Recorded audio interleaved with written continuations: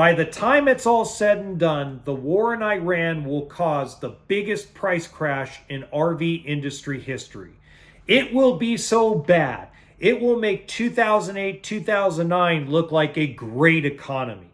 With gas prices going through the roof, diesel prices going through the roof, the price of oil skyrocketing, no one's going to want a vacation, no one's going to travel, everyone's going to hunker down in their homes and spend absolutely no money on extras. Not whatsoever. So what's that going to do? That's going to make RV dealerships go out of business, RV manufacturers go out of business. You will be able to buy something like $150,000 or $200,000 fifth wheel or motorhome for less than 50 grand, for pennies on the dollar. At least that's what the internet and social media want you to believe. Welcome to HB RV Lifestyle, the podcast. I'm the host, John Levingston, aka the Honey Badger, here to give it to you straight and transparent about the RV business, as well as some other things. Now, I have a really bad stuffy nose today. Been petting the cat. Ugh. It's like Hog Central. This is important because this is on a lot of dealership minds too. I was talking to a couple RV dealership owners and they were in a panic.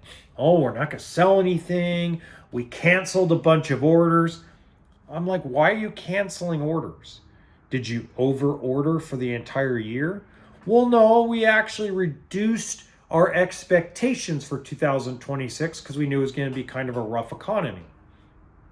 Well, if you knew it was going to be a rough economy, why are you cutting back even further?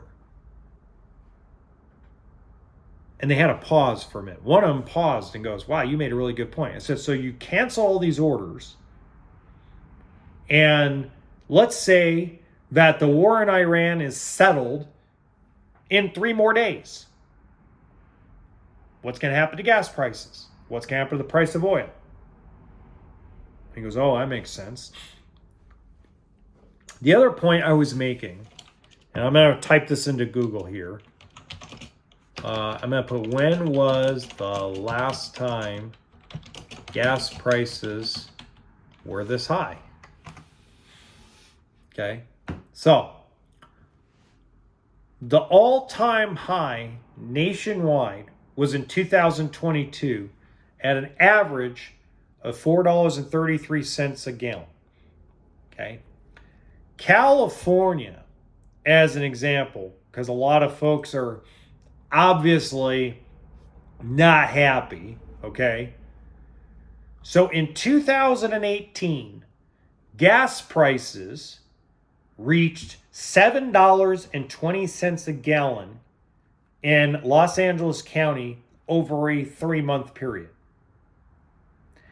Gas prices in several parts of the United States of America had averaged over $4 a gallon from 2008 to 2010, up and down.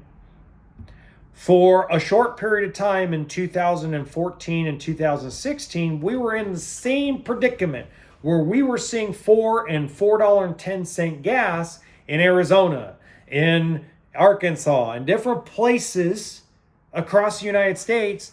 Gasoline was reaching $3.80, $4 a gallon. This is not the first time we've gone through something like this. We've gone through it multiple times. And every single time, everybody goes into a panic. The truth is, if you actually sat down and did the math, let's say that a trip at $3 a gallon is going to run you $250. So that means your trip is going to cost you 30% more in fuel. So maybe a couple less packs of cigarettes, maybe one less going out meal maybe one less TGI Fridays, maybe one less trip to the bar, maybe a couple less trips to McDonald's, and maybe take your sack lunch with you instead. So basically, you'd have to cut out a couple of unhealthy habits to afford the gas for your trip. Just saying. Now, I'm not trying to tell you that it's not a fucked up situation. Excuse my language. I'm not trying to tell you that. I'm trying to tell you we've been through this multiple times. And every time the stars are always falling. The sun's going to go nuclear. Oh my God, the environment. That's all I ever hear online about this crap. The truth is that RVs will still sell. Now, what won't sell? Here's the big thing. What won't sell? Well, people are going to take a bigger, deeper look into how much they're going to spend on the RV. So if I'm an RV manufacturer and I'm making Mercedes vans and they're reach $200,000, $300,000, $350,000, I'm right now, my butthole is puckering a lot. If I'm a Class A motorhome that sells for less than 150 grand, I'm not going to pucker so much. But that $250,000 motorhome, probably not going to sell. Brinkley will panic. But Brinkley and Alliance and Grand Design and Riverstone and Mobile Suites are going to have a shitty year anyway because their price point is too out of control. But I think Brinkley travel trailers will do well. I think Solitude travel trailers or Reflection or whatever they call that damn thing, or Imagine. I think whatever Alliance travel trailers, I think the Delta and a few others, they'll do well. But big 40, 45 foot fifth wheels, not going to happen. It was already a trending downward. And I'm going to share an article in rvbusiness.com that shows that the industry, as I have fucking stated every time this year, is down 15%. And the biggest percentage of stuff that's down is van motorhomes, which some idiot dealer wanted to comment, no, I sell tons of vans every day. Stop telling people that it's not doing well. Go cry me a river. You're the one that got involved in all these van motorhomes. Not my fault you're not selling them for a profit.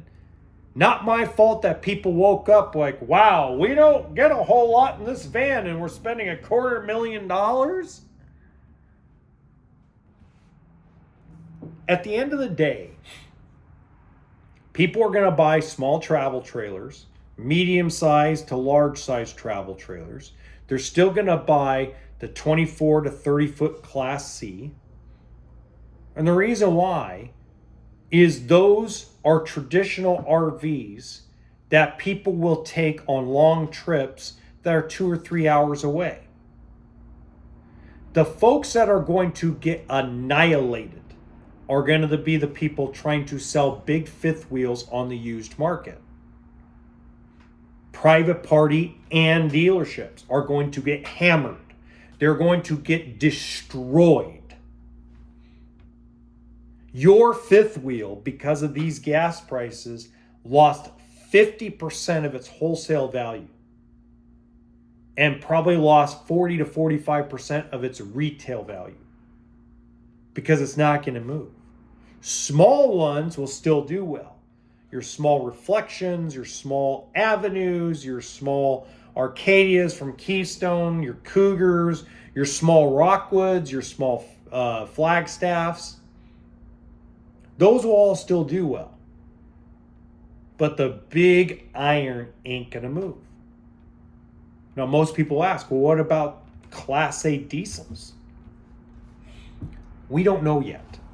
See, the Super C market and the diesel Class A market are so weird because it is such a different person that buys that unit.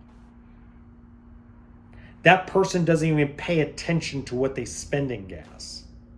Most time they insert a credit card, pull out, and start popping open a beverage and talking to whoever they can at the gas station just on a board filling up their tank. It's very rare that I see someone in an Allegro Phaeton or Allegro bus or an Integra Inspire or a Newmar Dutch Star or Newmar Air, whatever the hell they call the damn thing. It's so rare for me to see someone in a Forest River Berkshire XL actually bitch and complain about how much diesel is. Most of the time, they don't even pay attention. They just want a place that they can pull up to that they don't have to try and make tight turns. Now, the folks with the older buses that buy a $10,000 used one or $15,000 used one because they can't afford the big ones, yeah, they complain all the time about gas prices. And deservedly so. But this is not going to happen. The wish of everything crashing and restarting is not going to fucking happen. Not. And I'm sorry I'm cussing so much today, but it's just not going to happen. The only market that may crash is real estate. Back to life. The only reset we might get is if car, truck, SUV, boat, and RV manufacturers create a brand new lineup with a brand new brand to satisfy the lenders. That's the only way they're going to do it. Truck prices haven't decreased that much from the sticker. Now, dealerships start, for the most part, not all dealerships, but a lot of dealerships have stopped charging $20,000 and $25,000 over sticker for a GMC 3500 Denali, okay? But if you go look at the sticker prices over the last 5 or 6 years since COVID, there hasn't been like a big crash. There was a big adjustment in the RV industry and it killed used values where auctions are going to probably be pretty screwed up for a while. But did it get cut down where RVs are selling for 50% or 60% of what they were in 2022? No. If anything, there's been a steady increase since the end of 23. Used has significantly lost value, but new just keeps crawling up. Folks, there are 5 private manufacturers that have told me personally that in 60 days, their prices will increase 9%. Private companies, not Forest River, not Thor, not Winnebago. We're talking about independent manufacturers have personally told me that they're expecting a 9% price increase. One of the companies builds $70,000 and $80,000 fifth wheels and travel trailers. You're going to lose 9% buying power by waiting. And are they going to go out of business? Nope. They won't go out of business. They're not going to increase their price 9% if they thought they were going out of business. I know Forest River, a lot of their brands are going up 2.5%, 3% by the end of April. Keystone and a lot of Thor, it's a roller coaster.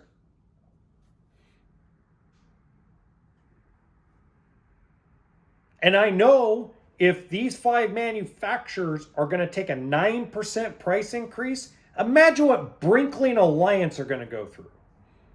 Do you think that if those manufacturers, a couple of them are considered some of the best stuff built, if they're going to increase their price 9%, Do you think Brinkley and Alliance are not going to have to?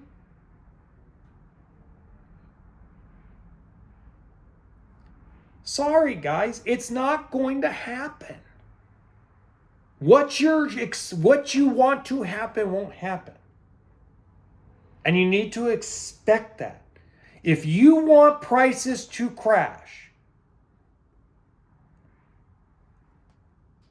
it's just not going to happen.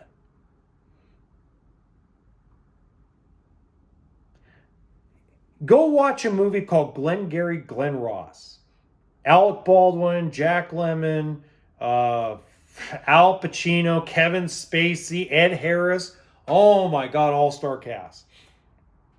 Alec Baldwin has a great scene in there when he goes, yeah, I used to be a salesman. It's a tough racket. Yeah, I always wanted RV, but the price crashes never happened, so I just never did it. I was never going to overspend. You know what? People overspend on things their whole life.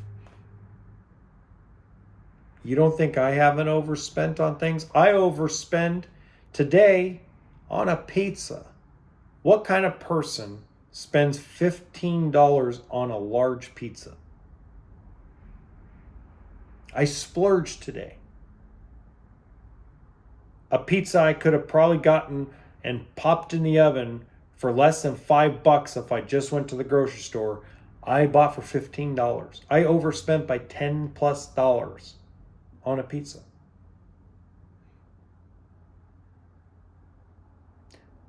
The problem is that a lot of people are wanting.